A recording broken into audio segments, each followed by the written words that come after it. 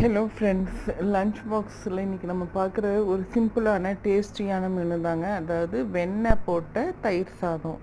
இது அப்படியே ஈஸியாக இறங்கும் பிள்ளைங்களுக்கு வாயில். இந்த தயிர் சாதம் உங்களுக்கு சீக்கிரம் புளிக்கவும் செய்யாது.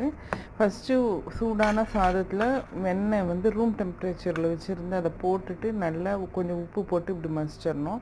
அதோட காய வச்சு ஆறின பாலை சேர்த்து நல்லா கிளறிடணும். கிளறிட்டு அதுக்கப்புறம் நமக்கு தாளிக்கிறது, ஒரு சிலர் தாளிக்கிறது விரும்புவாங்க, வேணான்னா விட்டுருங்க.